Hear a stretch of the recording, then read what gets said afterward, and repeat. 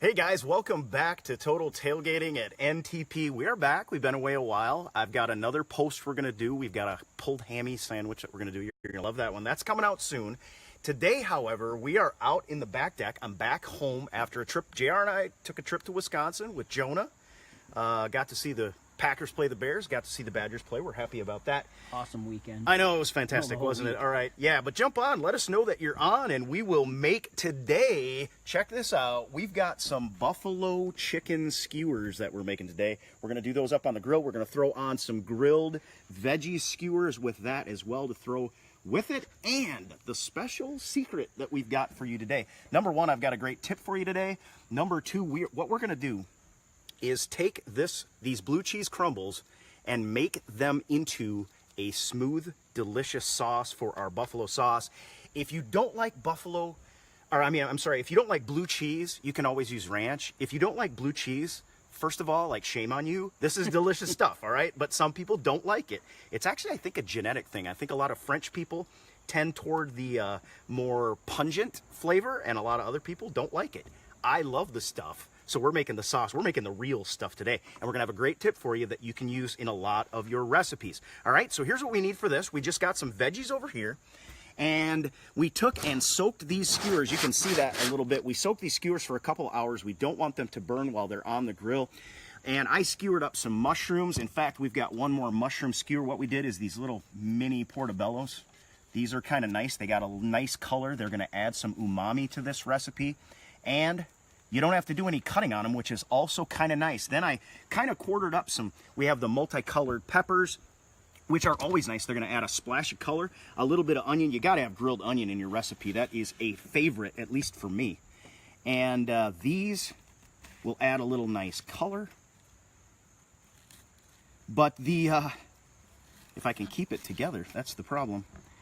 Nice color. You can see that. And I don't know if you like peppers. I'm a big fan of peppers, especially when they're grilled. I love the way that they can stand up to the grill, especially skin side. So we're going to do these skin side. But the big superstar of this one is our Buffalo Chicken skewers. Now, one thing, if you've worked with a lot of chicken, that you know by now is chicken breast is boring as crap. It is tasteless. Yes, it's kind of better for you because it doesn't have as much fat, but you have to add back flavor. Your thighs, your legs, your wings, those are the ones that have the flavor bone in. This recipe calls for chicken breast tenders, and they have no bone with them, so that you have to add back some flavor. We're going to do that with buffalo sauce on this. You can just use your Texas Pete's, and what I did is I marinated these for hours and just let that flavor kind of blend into the chicken, which is going to really make it nice. And what we had to do with this is we use the tenders. So one thing about these tenders, you always get this large tendon right here, and I take that off. That will not cook up tender no matter what you do, okay? Now with that, like that, I can just cut it into thirds, generally speaking.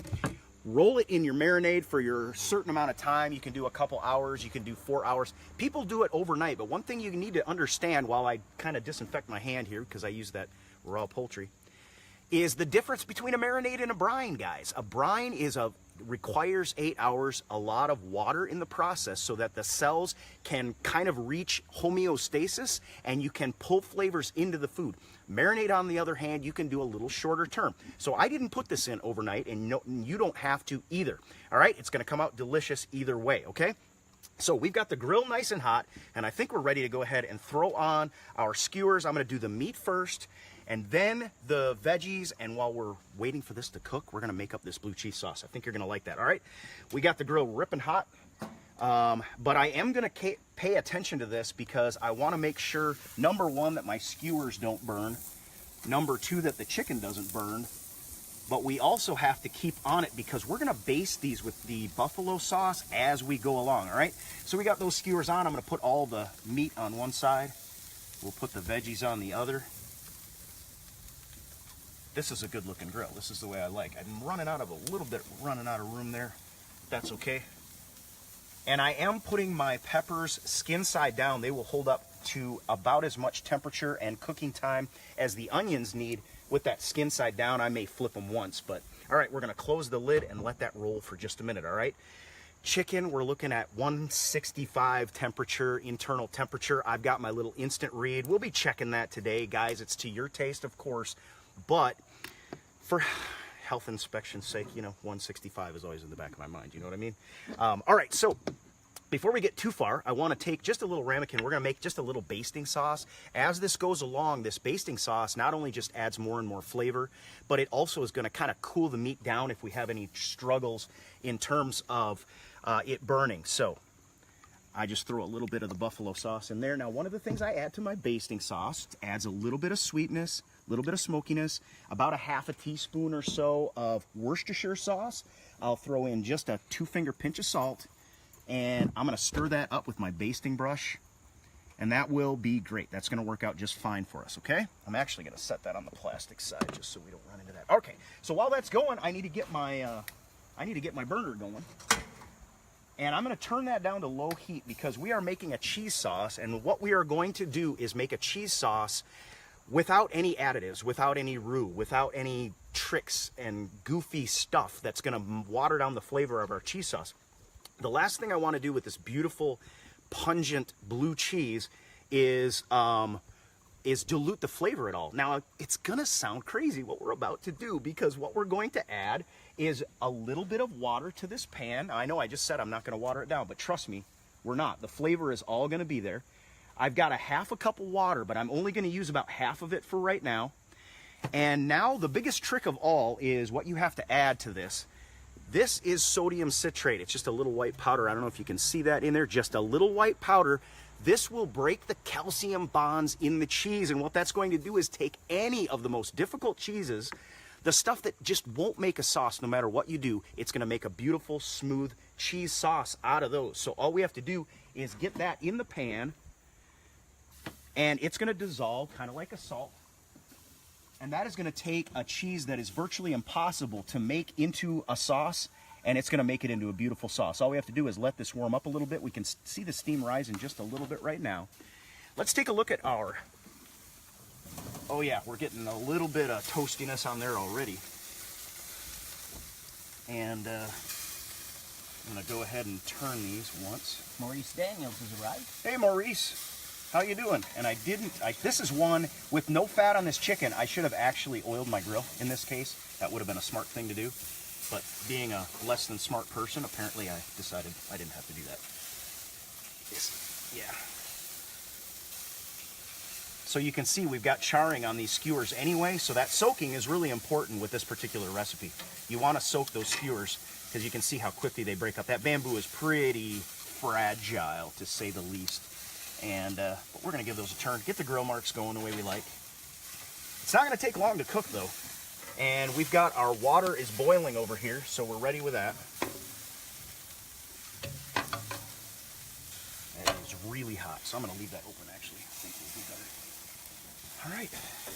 Now we've got our water boiling, and I actually have got it as low as possible.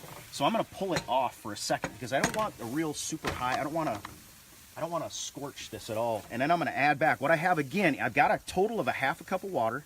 I have 5.5 grams of sodium citrate. Now, if you don't have a scale, just put in a teaspoon. It's roughly a teaspoon, right around a teaspoon. We're going to put those blue cheese crumbles right in there that you get from your grocery store. And now, if you can see, slowly I'll work them in, but that sodium citrate is going to break the calcium bonds and allow this to turn into a cheese sauce. And I know we added water to it, but you're going to have nothing but the cheese flavor. And when we make this into the sauce exactly the way we want, it's going to come out really, really good. All right, so we're going to let that melt a little bit. I've still got some more. This is a 5 ounces of the blue cheese crumbles. Less than a half a cup of water. You can always cook it down to the sauce thickness that you like. But I've got probably about a 1/4 cup right now, and I'm just going to work it from there and see what we get. Get all the cheese in a little at a time. You can go as slow as you feel like you need to, and then we will just let that turn into a delicious sauce. That's not going to take. Now, think about how difficult it would be to make a smooth sauce out of a dry cheese like this blue cheese. It's almost impossible. Think about your sharp cheddar cheese, your 12-year-old sharp cheddar cheese. This sodium citrate trick, and let me show you the bag really quick.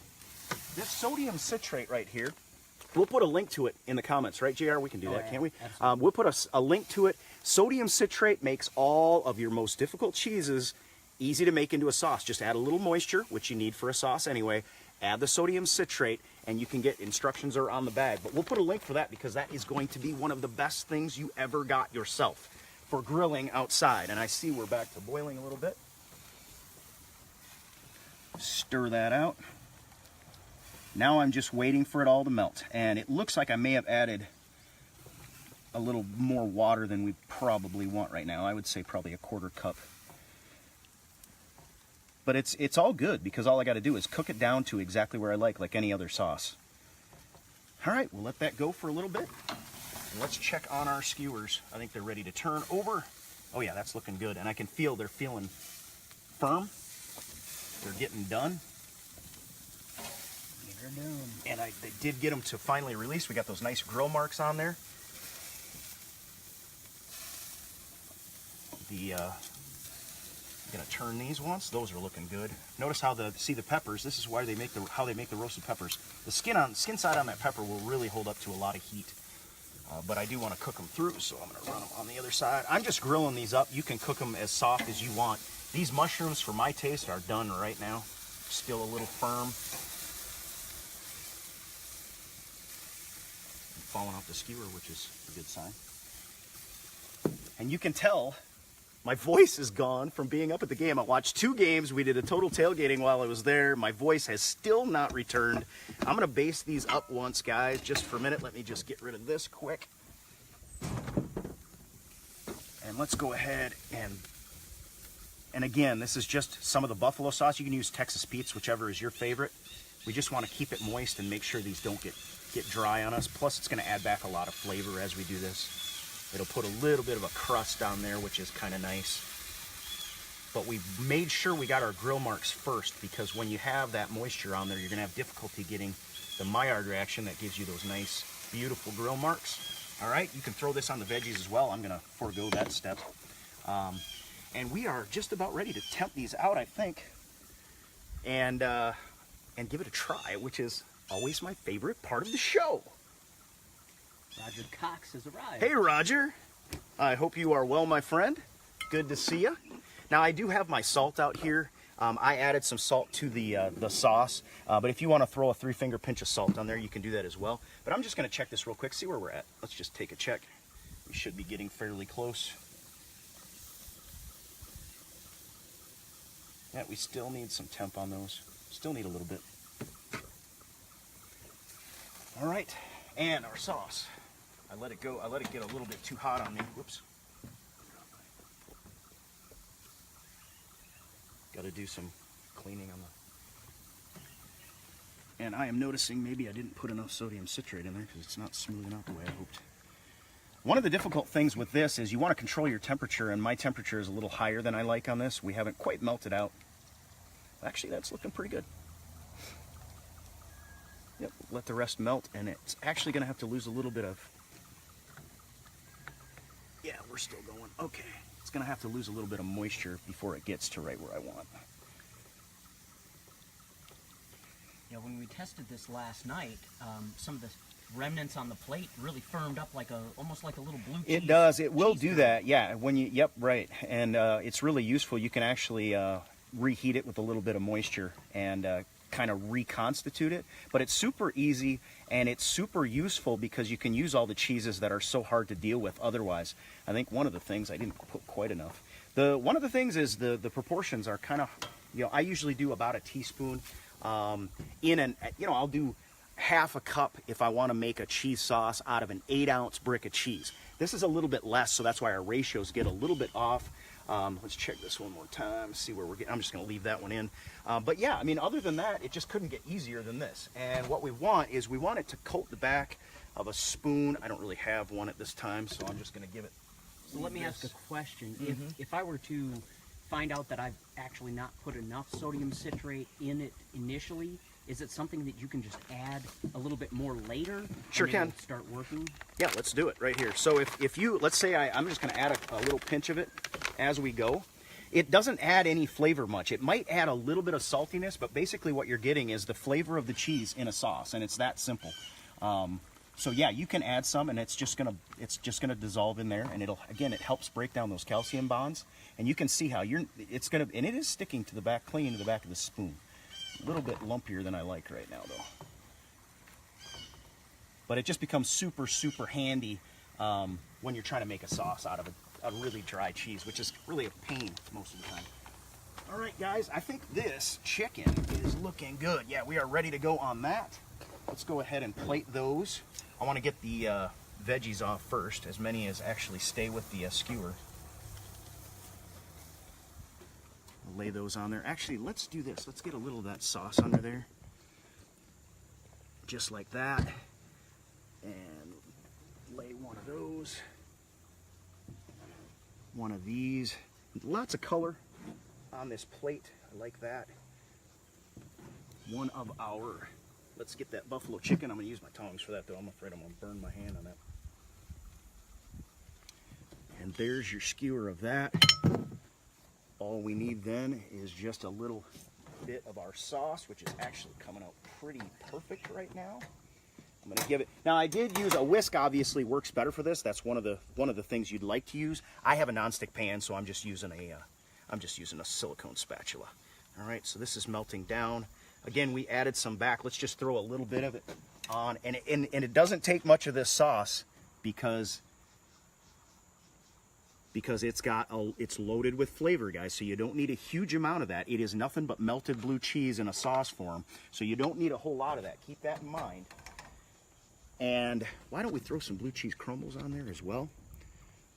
Let those melt a little bit. That looks pretty good. I'm liking this. All right, now last but not least, let's just throw a little bit of green onion. I'm going to find a little bit of the green side as best I can here, just for the sake of making that look good. And let me do the rest of this. Throw that on there as well. Yeah, that's looking good. All right, folks, what do you think of that? That does not look too bad at all. I am ready to give this a try. I don't know about you. Let me hit my grill. And we will pair this. Today we're pairing this with actually a Sierra Nevada Pale, which is a hoppy pale ale.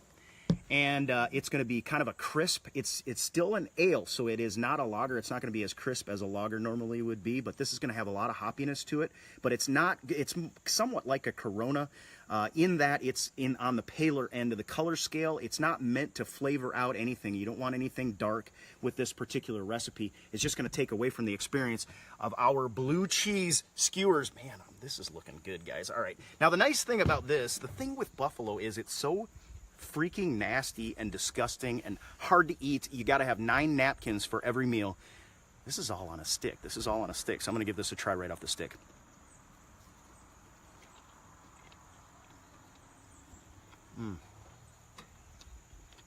Oh, start the car, Dano. I'm coming home. That is good. It's got the punch of the buffalo. It's got a little heat in my mouth. I'm still chewing. The blue cheese is right on point. It's just there. It's a little pungent. It's a little coolness. Again, use ranch if you don't like blue cheese. This is on the mark. I got to try one of these veggies, though, too, because I love these. And again, it's finger food at this point, which goes really well with the buffalo, these red peppers. Guys, this was a fun one. This is going to be good. We're going to go ahead and finish this. I hope you try this recipe at home, guys. If you want to support us, jump on our Patreon page or just check out www.nfl-tailgate-party.com. I'm going to finish chewing or I'm never going to get this out. I think the thing I love most about this recipe is that we eat so much red meat. And, you know, I love eating red meat, but I love eating healthy too. And this is kind of just the best of both worlds. Mm-hmm. The blue cheese has a little bit of fat in it, which you need. You do need fat. We just eat too much of it. We got mushrooms. We've got a vinegar-based pepper sauce, which has a lot of good things for your digestion. We got veggies, and we're using a really relatively low-fat chicken, of course. Again, that's why it does not have as much flavor. We added back the flavor with the buffalo sauce, and that's also why I would recommend oiling your grill on this particular recipe, which I didn't do. This tastes great, guys. You haven't tried it yet, but we're not sacrificing on flavor with this meal and this recipe at all, all right? So I hope you try it, I hope you love it, and I hope to see you back again next Saturday on Total Tailgating. We'll talk to you again soon, guys.